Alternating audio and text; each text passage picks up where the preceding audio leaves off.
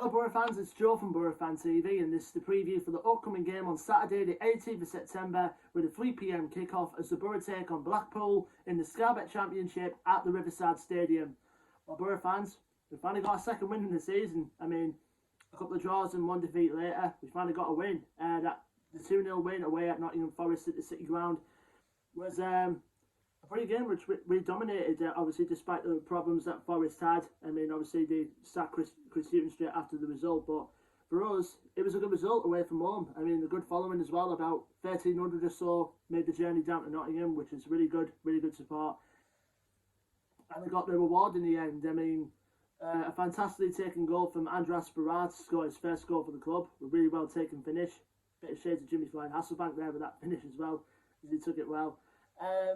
And speaking of first goals for the club, which obviously leads to the second goal with Onel Hernandez grabbing his first goal for the club after a mistake from the Nottingham Forest goalkeeper Ethan Horvath to not it in for his first goal for the club. So two first goals for our two latest recruits. So you can't complain about that, can you? And obviously we picked up 3 points to go along with it, which obviously set us in good momentum going into this first home game after the first international break of the season against side that's come up via the playoffs from League One last season. Now, I said about the injury doubts that we had from McNair, Bowler and Piero. Neil Warnock said in his press conference he's hoping to have both, possibly Bowler and Piero, back in the fold for the game on Saturdays, which is good news. Still no news on McNair yet. He's still struggling with a hamstring strain, which he picked up at Coventry before the game. And obviously still no Amiobi and still no Marcus Brown yet, so they're still out with respective injuries. But apart from that, you know, I mean, squad's good to go. I mean, looking at the Forest game overall, Saliki had a good debut. I mean, he's still got a bit to, you know, sort himself out passing wise, but I thought he had a decent game against Forest, and so did Spirar, so did Hernandez. Yeah, so we'll see how it goes for the game against Blackpool on Saturday. And speaking of Blackpool, they're our next opponents. Currently managed, of course, by Neil Critchley, who took them up from League One last season. It was really good to see Blackpool up. I mean, I must admit, I must have said that in the last preview I did for the Carabao Cup game, which I'll explain in a sec. And he's done well to get them up. Obviously, they had the troubles in the past, Blackpool, and obviously started okay this season, but I think being fair, bottom of the league, I mean, doesn't help the cause at all yet. I mean, they're currently placed in 22nd. The record going into this game was played 7, won 1, drawn 3, and lost 4. Last game out for them was a bit of a disheartening at home for them because they lost 3-0 against Huddersfield at home, so they'll be looking to bounce back from that result.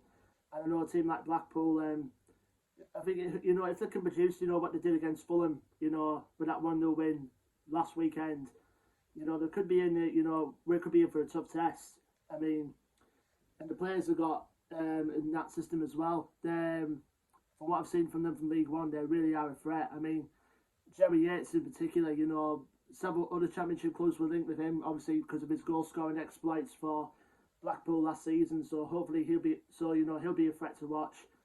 Shane Lavery, who causes a muck, you know, in the Carabao Cup fixture a couple of months ago. The summer signing from Linfield. I mean, it's good for him, you know, making that sweet adjustment from Northern Irish football to the English game. I mean, obviously good for him.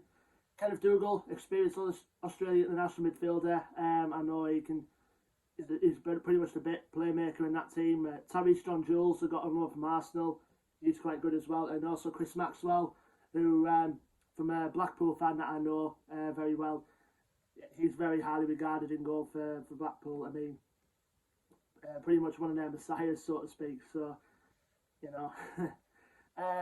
But obviously Blackpool, you know, they could be one of the sleeper teams this season. I think, you know, if they do tend to struggle, I mean, they could easily find a way to bounce themselves back up, but it remains to be seen.